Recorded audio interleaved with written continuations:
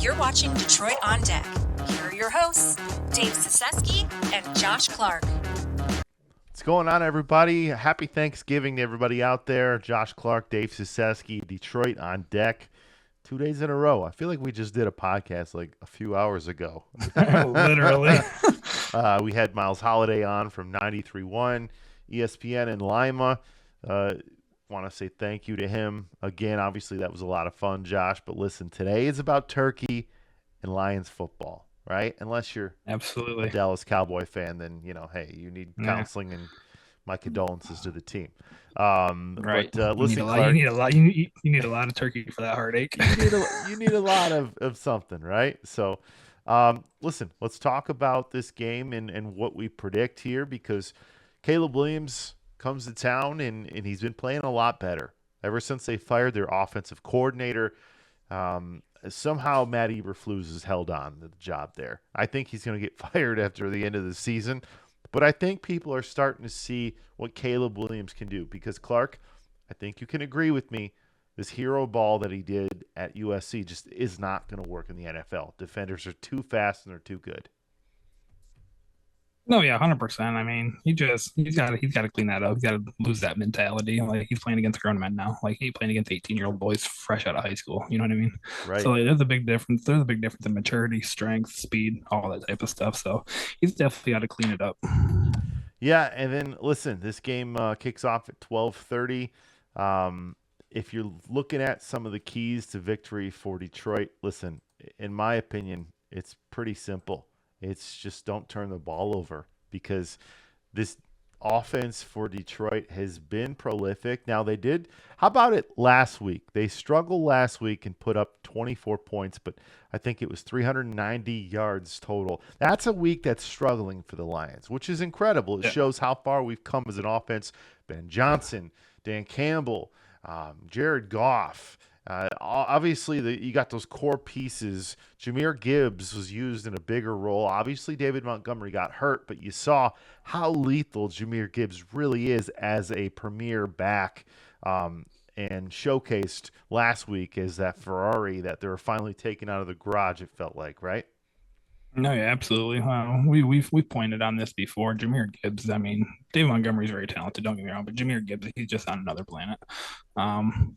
I've said it for the last year and a half now that Gibbs has been on this team. With Jahmyr Gibbs as your premium back, like, this team is going to be very hard to beat. I get Monty. Obviously, you brought him in for a reason, to complement Gibbs. But if you want to get to that next level, I think, Gibbs has kind of got to be like that main guy, probably like a 70-30, 60-40 type touch ratio between the two. Yeah, I tend to agree. And Josh, normally we do studs and duds, but what we're going to do today is we're going to talk about what we're thankful for the Lions, and we're going to say our favorite thing to eat on Thanksgiving, turkey aside. Okay? Clarky, I'll go first here. With the Lions, I'm thankful for a running game that is Jahmyr Gibbs and David Montgomery, because, man, it's the best in the league, and it's not even close in my opinion. Just two backs that, when one is taking a break and the other one is in, you don't lose any production, really. Jahmyr Gibbs, obviously, more of that home run hitter. David Montgomery, that bruiser, right? So you got that Sonic and Knuckles tandem. But I'm thankful that we have a running game that is so good. A couple of years back, we looked at Jamal Williams and we're like, man, why would the team ever give up on him? Because they got a better back. They got two better backs. Also, you look at the guy coming in for Chicago. Okay, why would they give up on DeAndre Swift? Because, well, Jahmyr Gibbs is better and he's cheaper. And long-term, he's a guy that doesn't get hurt the way that Swift does, even at 25. So I'm thankful for the Lions running game. What about you, Clarky? I mean, the obvious choice here is pretty obvious. I mean, I'm very thankful for Ben Johnson. I mean, just look at where this team was, 3-4 years ago before they hired Ben Johnson. Like, they were bottom of the league. They were very mediocre. They were still putting up occasional 30-point games, but I mean, they were getting smacked around. Yeah. Ben Johnson came in there. He just completely flipped that offense on its head. So yeah, that right there to me is, the one thing that Detroit fans should be thankful for, that this guy is still here in Detroit and not a head coach somewhere else. Yeah, Clark, that's a good one, because you could really take it further and say I'm thankful for Aaron Glenn too, because what he's done with really not a lot of Yeah. talent out there right now, because we know they have talent, but Yep. guys are banged up. You don't have Aiden Hutchinson, who's a I mean, you can't argue he's a top 5 guy on the edge, right? I think Yeah. we have him a little bit higher, but just because he can not only shuts down the run game, but he also can rush the passer. He's in there, right, in those top guys, and we don't have him. Yeah. Zadarius Smith has really helped, but Aaron Glenn, like that pitcher last week, they saw him just sitting back on the bench, right, all Yep. relaxed. We're like, oh, he's relaxed. Dan Campbell said, no, he's not. He's never relaxed, right? Because he's a Right. defensive coordinator. That guy right there and Ben Johnson paired with, the likes of Dan Campbell as a head coach, that is a perfect tandem. And our Yeah. special teams have been really good as well. But eventually we know that this is going to break up. So the window, we don't know how big it is. Maybe somebody Right. else comes in here and they do a good job as well. But it feels like the perfect mash of great coaches that are one that make up this Detroit Lions core. You agree? Yeah, no, I agree 100%. Yeah, that's a day that kind of scares me, the day Yeah, that those same. three the day that those three kind of separate and go their own ways. Because I mean, if you're realistic about the situation, I mean, it's going to happen relatively soon. Yeah, Um, sure, the Lions are probably, top 5 destination for anybody, head coach wise. As a coordinator, sure, you're going to have a chance to win here now. right. But the ultimate dream for any type of coach, DC and OC, quarterbacks coach, whatever the case may be, is ultimately to be a head coach somewhere. So, I yeah, agree. we know that day's coming. So, yeah, I'm gonna be thankful for him, while we have him. Agreed. All right, man. Now, favorite things to eat during Thanksgiving on that, you got that platter of food, right? Everybody's is a little bit different, right? So for me, yeah, we love the turkey, and I love the mashed potatoes and gravy. However, I'm gonna go with that homemade stuffing. I love some homemade stuffing. I mean, my grandmother used to make it, and she's been passed several years now. It's been my mom makes it. My mother-in-law makes it really, really good. And when you get a homemade stuffing, and you know what? I'm gonna be honest. Even when you get the what's the box stuffing? Oh What- yeah, the the stovetop. stovetop, man. Like Yeah, as a kid, I was like, oh, we're having stovetop. Yes. Like right. I even can get down with some stovetop stuffing, but there's just something some nostalgia that's attached to that homemade stuffing for me. What about you, Clarky? Yeah, I'm gonna give you two actually because I can't decide which one I like better. But baked mac and cheese and some collard greens. Ooh. Oh my gosh, man. Yeah, That's like like some southern cooking right there, right? oh yeah, like for Yeah. sure. I mean, I also grew up in a dominant black neighborhood, so Hey, there you I was go, man. Hey, so it's that always that good played cooking. played a Always good played cooking. played a big part as well. So, but yeah, yeah, those two for me those are must haves. Like, forget the turkey, forget the mashed potatoes. I need my baked mac and cheese and my collard greens on Thanksgiving Day. Josh was like, keep the baked beans at home. I don't Right. need them, right? Yeah. Yeah, no, I feel you on that, man. Listen, obviously this is going to be a much shorter show here, so we want to get to some predictions. And Josh, I want to ask you what is a key matchup for both Detroit and Chicago. I'll go first with Chicago. I'll give you one guy, and you can go next. If they're going to be successful against this Lions defense, listen, we know the corners are a little banged up. Looks like Terry and Arnold's going to be out there. We're going to have to see some of Mosley and Amik Robinson, which means I'm thinking it's those wide receivers on the outside. So you could go with either one. I'm going the best one on the team, which is DJ Moore. He has the ability to pop off. He's done it last year with Justin Fields at quarterback, which, we agreed, hey, there was nothing really wrong with Justin Fields, but they decided to move on. And Caleb Williams still has some really good pieces. I'm going to go DJ Moore because Moore, he's gotten, let's see, since Thomas Brown took over the play calling here, I'm looking Moore has gotten 8 touches each game, racked up 186 total yards. He always has big days against Detroit, and he's going to be probably going against Terry and Arnold. So I'm looking for Moore to have a big day. If Chicago's going to have any success, I think that's going to be with Moore having a big day. What about you, Clark? I mean, I was gonna, kind of take the cheap way out here and say whoever Kendall Vildor's guarding, because Oof. we know he's gonna get torched for a couple, shots down the field. But since you went receiver route, I'll stay pass catching route, and Yeah. I'll say Cole Kmet. If you look at the Mm, Lions in against the tight ends, like what do they do? Like a lot, they blitz, which means the linebackers are out of the middle of the field, which is where Cole Kmet likes to yeah. live. And any tight end honestly likes to live in the middle of the field. So I can see Cole Kmet going for 5, 6 catches and 60, 70 yards. Yeah, and then on the Lions side for me, Clark, listen, it's been no secret.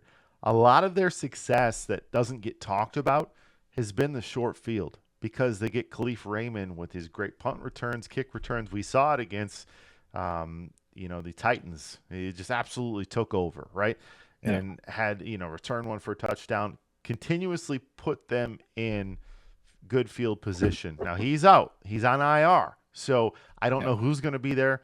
For the love of God, please do not put him on Ross St. Brown there because it looks like he's iffy Yeah. right now to play with a knee injury. I don't like having my key guys at those positions. I just don't.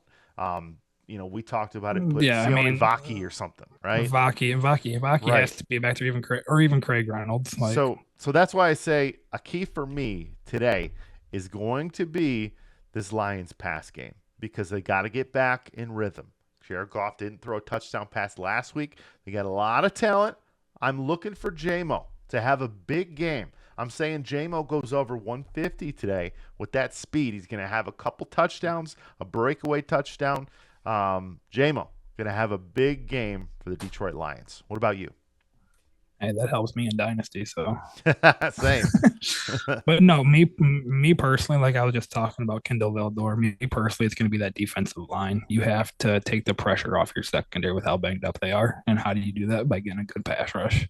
You Yeah. got to make Caleb Williams. You got to make Caleb Williams uncomfortable today, because we already know that we're at a disadvantage with the three-headed monster they have at wide receiver. Yeah. I mean, Like we have Terry and Arnold. Sure, Carlton Davis is out today, so that takes our number one away. So our number two slides into the number one guard, and DJ Moore, like you mentioned. Number two is probably going to be Mosley Garden, Keenan Allen. I would, assume, which yeah. means Kendall Valdor is going to be on Roma Dunze, which I don't really like, or Meek Robinson. A combination of those two as our number three today. So yeah, that situation kind of scares me. So to help your secondary out, we got to get some pass rush, and we got to make Caleb Williams very uncomfortable to kind of win that. Agree with you, man. I agree with you totally. And I think, Caleb Williams, although he's been doing pretty well the last couple of weeks, I think he's prone to turnovers. We've seen that. And I think this Lions pass rush has gotten a lot better with Zadarius Smith. He made a difference. He's made a difference. He's grades out very well. He graded out as the highest defender on Detroit's Yep. defense last week. And really, they're getting good play up the middle from Jack Campbell, who's that Yeah. green dot guy, right? Like he calls those Well, plays. He always did anyways, but we needed somebody to step up with Anzalone out. We said it. Rodrigo has been playing good football as well. He yeah. deserves some love and some praise. But yeah, and you know what? I look for those safeties to have a pick each, and I'm talking Branch. I'm talking Kirby Joseph. Joseph Oh, because if you look at the top rated two safeties in football still, it goes one and two, those two. And they switch back and forth every week. Kirby will have a big week. Branch will have a big week. They're awesome. They will make you pay for going over the middle of the field. The league wants to fine them or give them penalties during these games. I love that they're playing that way because they make you fear going over the middle, and that's the tandem that you want, that kind of defense. So I love what we've seen out of some of those guys. Yeah, we're missing some talented players. We are going to miss Decker this week. He's yep. not going to play. Now, last time, I hope they put Penei Sewell over at left tackle because last time they put Skipper over there, and there was constant pressure on Jared Goff. Dan Skipper is not the answer. So I really hope that Penei Sewell is over there on the left side. No, I mean, I agree with you for sure. I mean, that might be something that Ben Johnson honestly looks at, seeing if Skipper is going to be in the game or not, changing up his play calling a little bit, maybe do a little bit more running back screens, tight end screens, wide receiver Yeah. screens, things of Quick that nature, throws. just to get the ball out of Goff's hands a lot quicker than what we've seen the last time Skipper started, and absolutely got Jared Goff murdered. He really did. It was pretty bad. So Josh, let's give our predictions here, and we'll get on our way and Go eat some turkey. Thanksgiving. It's going to be a great day. I'll give you my prediction right now. I believe that this game is going to be 31-17.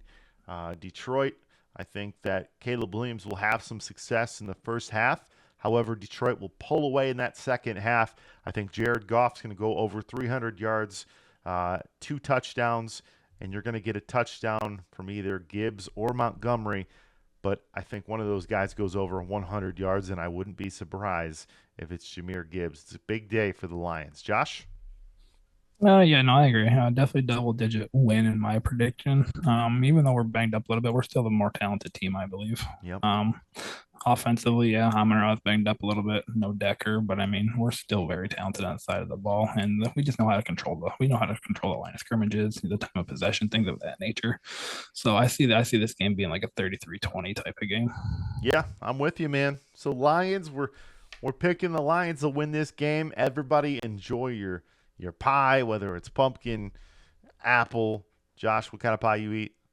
I don't eat pie. He doesn't eat pie. So Josh is weird, but he likes his mac and cheese. So he'll be eating some of that, guys. Everybody enjoy your day. Happy Thanksgiving. Super thankful for you. Clark, thankful for you, my friend. Same to you, brother. Love you. All right, love you, man. Have a good day. Peace. Thanks for listening to Detroit on Deck. Be sure to like and subscribe to our page for more Detroit content.